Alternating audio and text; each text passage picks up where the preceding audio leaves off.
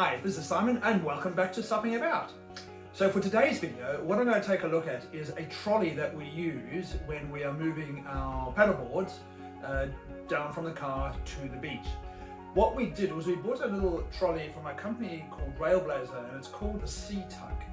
And what I'm going to do is I'm going to just show you a little bit about how the trolley works, and I'll also give you a practical demonstration. So the first thing I'll do is show you the pieces. And fundamentally it comes in two wheels. These are non-inflatable wheels, so as you can see it's a hard spoke and just a soft rubberized wheel. A couple of supporting members or pads, the two cross arms which will interconnect, and a leg for the thing to stand. It's all plastic except for the axles. The axles here, if you take a look on here, it's actually a reinforced, or it's reinforced with a stainless steel bar. So there's actually a bar that runs through from there. While the rest of this is plastic, this is actually steel. So the principles are quite simple.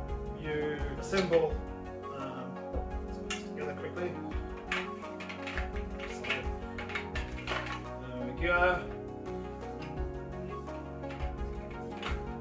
Put the little leg on like that. Take the opposing cross member, bar, and just make sure you get the wheels on the opposite side. Doesn't tend to work as well if you have the wheels on the same side.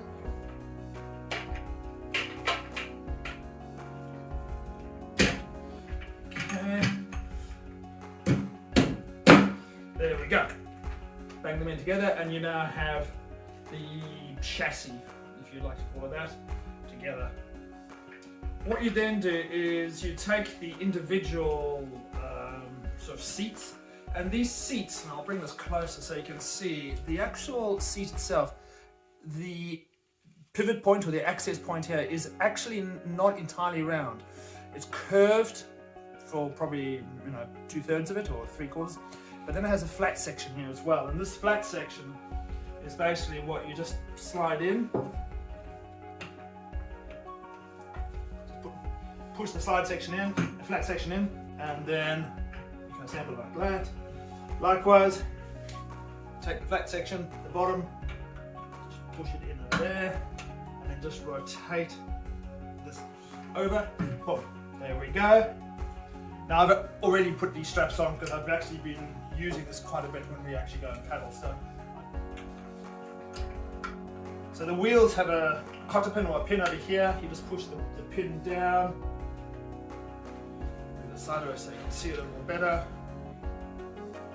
Put that on. Put that up there we go. It's one wheel in.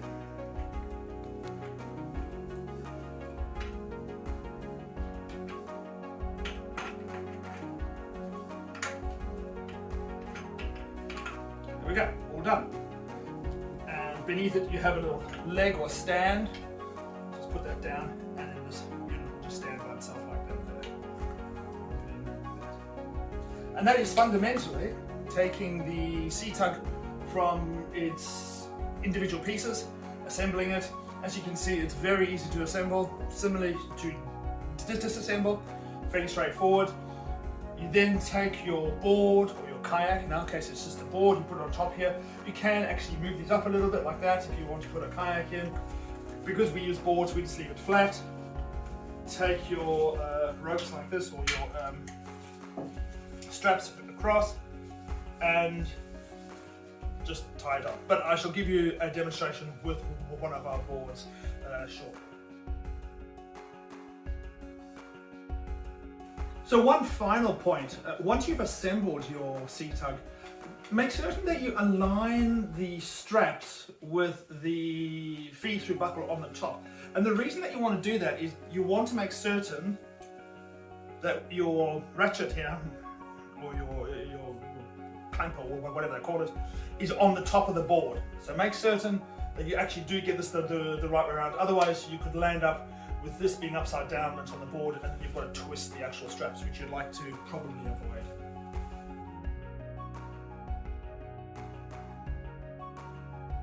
So here we are at Sandringham Beach. And there is Simon,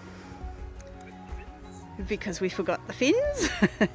And tonight we've brought our trolley because the car park's just a short walk from where we are actually at the moment. So we have brought our trolley with us so that we can navigate that easily. This is putting the 2 boards on there.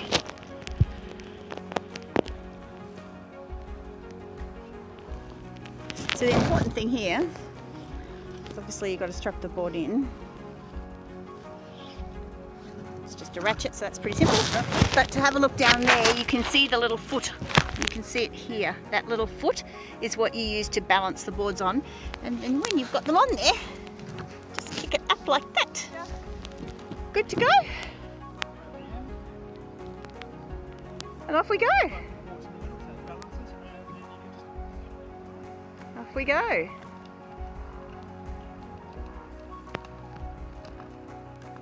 I've set up the C-tug. We're now going to actually strap the board onto it. Put it kind of in the middle, so it sort of balances, you know, around the centre of gravity. One strap over. Second strap, feed it through the buckle. Now I've already positioned the length of this to actually fit this board. There we go. And I've also positioned it so that the actual buckle actually sits over the rubberized surface. And it's as simple as that. Now, pretty much balances by itself. You can just grab by the end and off you go.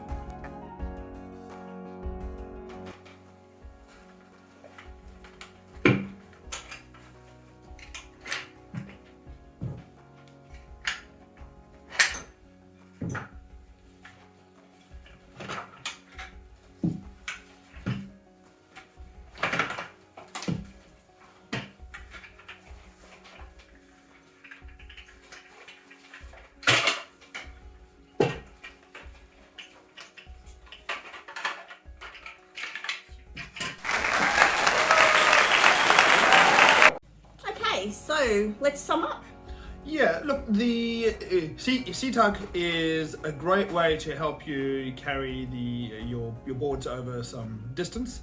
If you've got a fairly flat surface, maybe slightly undulating, or a few stones and things like that, it'll go over that easily. Go over sand, one or two steps. Sand, actually. Yeah, it's great on sand, but a couple of steps, it's fine. There's some areas it's not necessarily going to help you a lot. If you've got a really steep slope, or you're having to go down sets of stairs, or there's a turn and things like that, you're going to end up having to pick up a board and carry the board. So it's not going to get you out of all situations. And I would say bushy terrain, like where there's lots of tree branches and lots of curves and sort of around a path, you might find the length of the board is still such that it's going to bump into things. So at those times you might still want to carry a board. Yeah. And pick it up. But certainly for most of the beaches that we've gone to and the rivers and things that we've gone to, it's been excellent. Part everything on, walk down, pull it down behind us. Yeah. A couple of small things on feedback.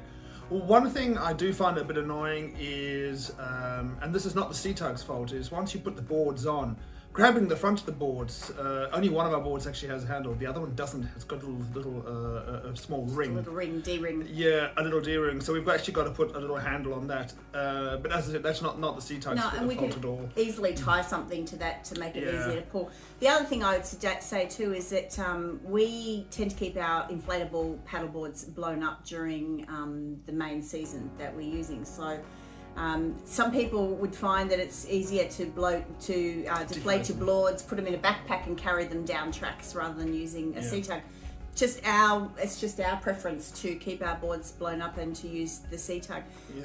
The other thing I would say is we don't actually pack the C-tug down very much. We just take the wheels off, and you can we see friends of ours strapping the C-tug to their boards rather than leaving it on the beach when they get to their destination.